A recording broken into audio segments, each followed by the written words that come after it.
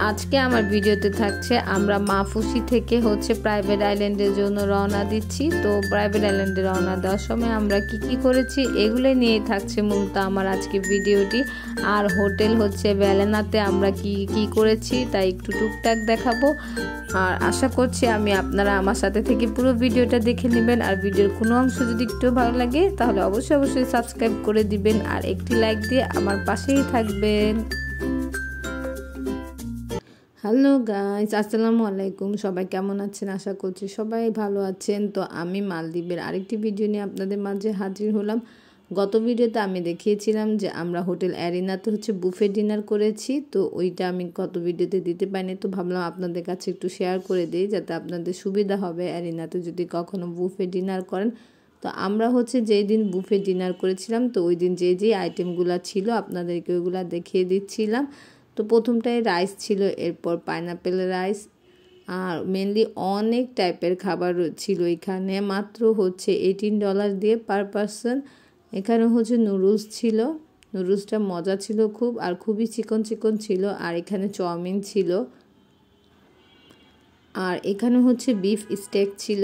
তো আসলে সব কিছুই মজা ছিল, আর কিছু ছিল একটু কম মজা। আর এটা ছিল টোনা ফিশের কাটলেট, তো এটা আমার কাছে তেমন ভালো লাগেনি। আর এখানে ছিল চিকেন ফ্রাই, এরপর পটেটো ফ্রাই, আর এটা খুবই মজা ছিল। এটা বেগুন দিয়ে একটু চাটনি টাইপের ছিল। আমি ম্যাক্সিমাম এটা দিয়েই সবগুলা খাবার খেয়েছি। এরপর রুটি ছিল, আর ওদের খাবারের আইটেম অনেক ছিল। আর এখানে লাইভ স্টেশন ছিল, মানে এখানে ভেজে দিচ্ছিল, যেমন টোনা গ্রিল দিচ্ছিল এখানে ভেজে, তারপর সসেস দিচ্ছিল, পুরি দিচ্ছিল, আর কিছু সস ছিল। তা আমি একটা পুরি খেয়েছি।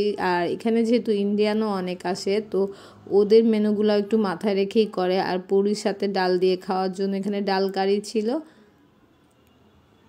আর এই পুরো অ্যারিনার এই বাইরের দিকে বিচের পাশে রেস্টুরেন্টটা। এখানে মূলত বুফে ডিনারটা হয়, প্রতিদিনই হয়। যারা খেতে চায় ওনারা খায়, যেমন আমরা খেয়েছিলাম। আর পার পারসন $18 ছিল, বাট আদিয়ানের মেবি একটু কম লেগেছিল আমার এখন মনে হয় নাই, আর আনাইজার লাগেই নেই। আর এই তো এখানে অ্যাপেল, মানে এখানে ডেজার্ট আইটেমগুলো ছিল, আর সব কিছুই খুব সুন্দর করে সাজানো ছিল। আর সার্ভ করেছে ওরাও খুব ভালো মতো, কারণ যার যেরকম লাগে এসে বারবার জিজ্ঞেস করেছে।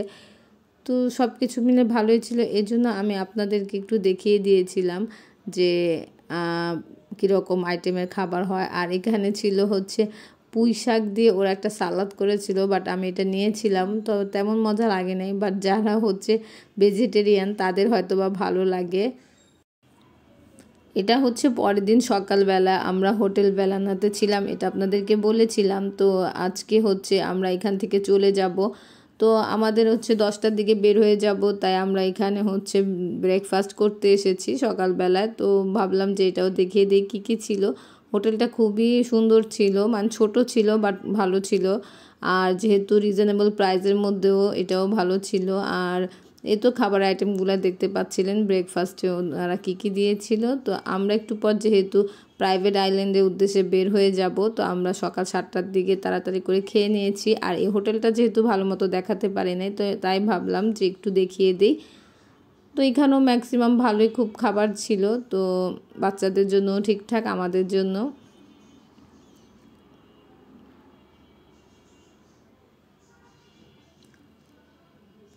এই মাশরুম মানে ফ্রাইটা খুবই ভালো ছিল, আর ডাল কারিটা। আর এখানে জুস ছিল, তারপরে চা কফি সবই ছিল। আর দেখেন বাইরের পরিবেশটাও খুব সুন্দর ছিল, একদম রোড সাইডে। তো রেস্টুরেন্টটা তো দুইটা দিক, পাশের বিল্ডিংটাও ভ্যালেনা, আর এটাও। আর এখানে ব্রেকফাস্টটা কারণ এটা ওদের লবি, আর এটা সিটি ভিউ। আর আমরা যেটাতে ছিলাম সেটা বিচ ভিউ ছিল। তো আনাইসা এখনও ঘুমাচ্ছে, তো আমি আর আদিয়ান আগে ব্রেকফাস্টটা করে নিচ্ছিলাম, এরপর আমার হাজব্যান্ড করবে। দেন আমরা এখানে একটু ঘোরাঘুরি করব, এরপর চলে যাব। তো আমাদের ব্রেকফাস্ট করা শেষ, তো বের হচ্ছিলাম। দেখেন এই হোটেল থেকে বের হয়ে এর বাইরের যে বিচ পাড়ের যে রেস্টুরেন্টটা থাকে, তো এটা এই যে এরকম, এটাও খুব সুন্দর ছিল। আর এখানে অনেক টাইপের দোলনা ছিল, তো আমি সবগুলা দোলনাতেই উঠেছিলাম। আর এখানে আনাইজাও একটাতে উঠেছে। তো তো আমার হাজব্যান্ড এখন একটু বের হয়ে যাবে, ও হচ্ছে খোঁজ নিয়ে আসবে যে আমরা যে প্রাইভেট আইল্যান্ডে যাব ওইটার আসলে টাইম কখন বোটটা ছাড়বে। তো ও হচ্ছে এর জন্য ওইটা খোঁজ নিতে চলে গিয়েছিল, আর আমি হচ্ছে আনাইজাকে আমরা সবাই রেডি হওয়ার জন্য চলে গিয়েছিলাম। তো সব কিছু গুছিয়ে রেডি হয়ে দেন এখানে আবার আসবো। তো এই তো চলে আসছি আমি রেডি হয়ে। তো আমি হচ্ছে সবগুলা দোলনাতে উঠবো এই চিন্তা করে আসছিলাম। তো এটা খুবই ভালো ছিল, এই দোলনাটা খুব সুন্দর করে খালি রাউন্ড হয়। তো সব মিলিয়ে হচ্ছে হোটেলটা ভালোই ছিল। আর এই যে দেখেন আনাইজা হচ্ছে কি রকম করছে দোলনাটার সাথে কখন থেকে। আমি বললাম ওকে যে বসে সুন্দর করে দোলনা খাও, না ও বসবে না, ও এরকমই করবে। তো অনেকক্ষণ যাবত এরকম করছে, তাই একটু ক্যাপচার করে নিয়েছিলাম। আর এই হোটেলটাতে যেহেতু বিচ পারে তো খুবই সুন্দর ছিল, আর আশপাশটাও খুব সুন্দর ছিল। আর এই তো এখানে হচ্ছে আরেকটা হচ্ছে বসার টাইপ দোলনা, এটা হচ্ছে নাড়াচড়া হয় না, তো এটাও মানে খুব ভালো ছিল। আর এই তো শেষমেশ ও হচ্ছে দোলনায় বসেছে। তো আর কি বলবো, ও আবার জিজ্ঞেস করছিল ওর ভাইয়া কোথায়। আসলে আদিয়ান এইখানে এই হোটেলটাতে এসে একটা ফ্রেন্ড পেয়েছে, তো সারাক্ষণ ওর সাথেই থাকে। তো আদিয়ান আর ফ্রেন্ডটা মিলে ওরা ফিশ ধরতে গিয়েছে, কারণ ওই ফরেনার ফ্রেন্ডটার কাছে হচ্ছে একটা জালি ছিল। ও আদিয়ানকে বলেছে চলো ফিশ ধরতে যাই, তো আদিয়ানও চলে গেছে। তো যে আদিয়ান কাদের সাথে গল্প করছে, আর আমি হচ্ছে বিচের পাড়ে একটা পাখি দেখলাম। তো এটা হচ্ছে ভ্যালিনা থেকে বের হয়ে এত সুন্দর ভিউ, আপনারা চিন্তাই করতে পারবেন না, এত সুন্দর ভিউ ছিল।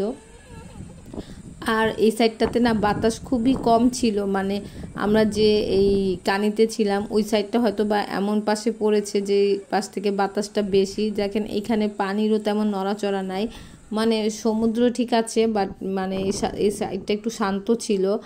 আর ওই সাইডে একটু বেশি হচ্ছে সমুদ্রে ঢেউটাও বেশি আর বাতাসও বেশি ছিল। আর এই তো আদিয়ানের ফরেনার ফ্রেন্ড, তো যতক্ষণ এই হোটেলে ছিল সকাল থেকে ওর সাথেই ছিল, আর ও আদিয়ানের সাথে ছিল। আমি বলেছি ওকে যখন বাংলাদেশে আসবা আমাদের বাসায় এসো, পরে বলেছে আচ্ছা। আমার হাজব্যান্ড যেহেতু আমাদের বোটটা কয়টার দিকে ছাড়বে ওইটার খবর নিতে গিয়েছে, তো ততক্ষণ পর্যন্ত ওরা অনেক মজা করেছে। আর বাতাস টাতাস দেখে মনে হচ্ছিল যে এক্ষুনি বৃষ্টি পড়বে অনেক। দেখেন আকাশটা দেখে বোঝা যাচ্ছে যে অনেক বৃষ্টি হবে। তো আমি ওদেরকে বলছিলাম বারবার চলো চলে যাই, তো আদিয়ান কথা শুনে নেই, বাট আমি আর আনাইজা হচ্ছে চলে আসছিলাম। আর এই তো দেখেন কত সুন্দর, এই জায়গাটাও খুবই সুন্দর ছিল। তো আশা করছি যে আমার ভিডিওটি আপনাদের দেখে ভালো লাগছে, আর যাদেরই ভালো লাগছে তারা অবশ্যই সাবস্ক্রাইব করে দিবেন। আর এই তো দেখেন বলতে না বলতে অনেক বৃষ্টি চলে আসছিল, তো ভাবলাম আপনাদের সাথে একটু শেয়ার করি। তো আমি আর আনাইজা তো চলে আসছিলাম, জানি না আদিয়ানের কি হয়েছে, ওদেরকে রেখেই চলে আসছি, কারণ যেহেতু ওরা আসতে চাচ্ছিল না। আর এখানে অনেক বৃষ্টি হচ্ছিল, তো একটু পর ওদের খোঁজ নিতে যাব। তো এই তো ওদের খোঁজ নিতে এসে দেখি যে ওরাও নাকি দৌড়ে এইখানে চলে আসছিল লবিতে। তো দুইজন হচ্ছে এখন একসাথে গেমস খেলছিল। আর এই তো আমরা এখন বৃষ্টিটা একটু কম, আমরা এখনই বের হয়ে যাব। এই তো আমাদের জন্য এই বাগিটা রেডি করেছে ভ্যালিনা থেকে। তো এখন ওনারা আমাদেরকে হচ্ছে জেটি ঘাটে দিয়ে আসবে। তো জেটি ঘাট থেকে আমাদের প্রথমে হচ্ছে এয়ারপোর্টে যেতে হবে। তো এয়ারপোর্ট থেকে আবার হচ্ছে আমরা বোটে করে প্রাইভেট আইল্যান্ডের জন্য রওনা দিব, সানসিয়ামের জন্য।